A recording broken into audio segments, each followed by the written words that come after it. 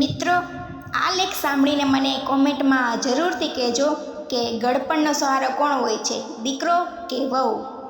આપણે મોટા ભાગે એવું સાંભળતા આવ્યા છીએ કે ગળપણનો સહારો દીકરો હોય છે અને એટલા માટે જ લોકો છે પોતાના જીવનમાં એક દીકરો હોય તેવી આશા રાખતા હોય છે, જેના કારણે ગળપણમાં સહારો રહે.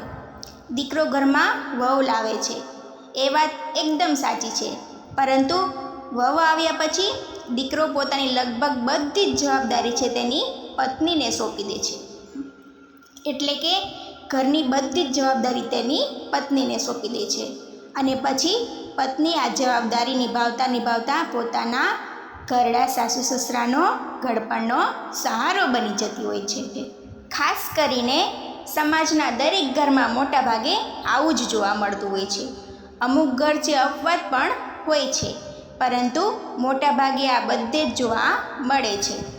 એક વહુને છે પોતાના સાસુ સસરાની આખી દિનચર્યા ખબર હોય છે, જેમ કે સસરા કેવી ચા પીવે છે, સાસુને ક્યારે ચા પીવાની આદત છે, સાસુને કેવી ચા ભાવે છે, સસરાને ખાવામાં શું પ્રતિબંધિત છે, આખા ઘરમાં દરેક લોકોને શું ભાવે છે, શું નથી ભાવતું, સવારે શું નાસ્તામાં બનાવવું છે, બપોરે શું જમવાનું છે અને રાત્રે દરેક લોકો સાથે એક સમય મર્યાદા પહેલાં જમવાનું તૈયાર કરી લેવાનું છે.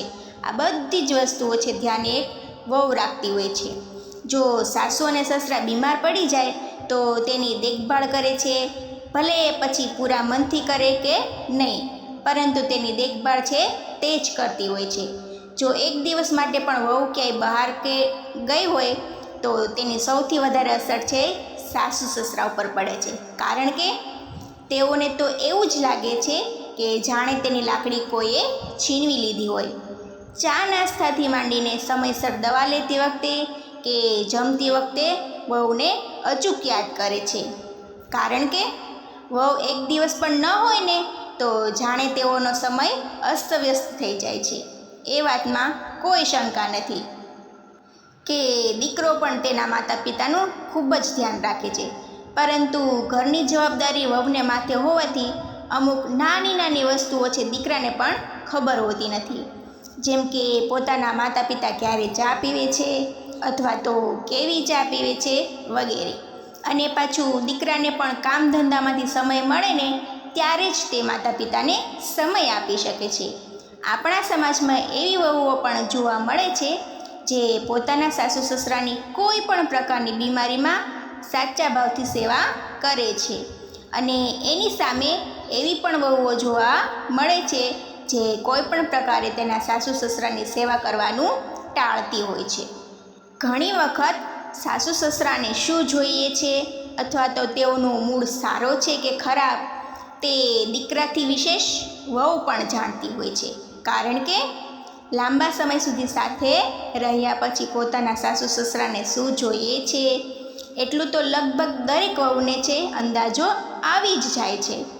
અને સાસુ સસરા ઘણી વખત પોતાના દીકરાને જે વાત કરતાં ખચકાય છે ને તે વાત છે તેની વહુ જ છે પોતાના પતિને કહે છે. ઘણી વખત છે વધારે પડતા બીમાર રહેવાના કારણે સાસુ સસરા પાછળ વધારે સમય પણ આપવો પડતો હોય છે, પણ બાળકોની સાર સંભાળ સાથે તે પોતાના સાસુ સસરાની પણ સંભાળ લેવાનું ચૂકતી નથી. આપણી આજુબાજુમાં ઘણી એવી વહુઓ હશે કે જે પોતાના સાસુ સસરાની સેવા કરતી હશે અથવા તો કરી હશે. આપણે પણ છે આપણા માતાના, આપણા દાદા દાદી વગેરેની સેવા કરતા જોયા હશે, અને એવા જ ઘણા બધા દાખલાઓ છે તમને મળી જશે.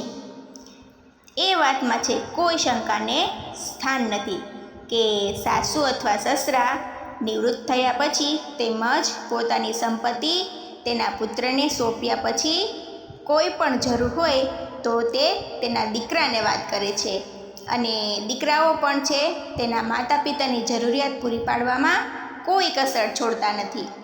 આ લેખને અંતે એક સવાલ પૂછવા માંગીએ છીએ કે આખરે ગળપણનો સાચો સહારો કોણ, દીકરો કે વહુ? તમારો જે પણ જવાબ હોય ને તે કોમેન્ટમાં જરૂરથી જણાવજો. અને જો આ લેખ તમને સારો લાગ્યો હોય ને તો દરેક લોકો સુધી શેર કરજો મારા વાલા.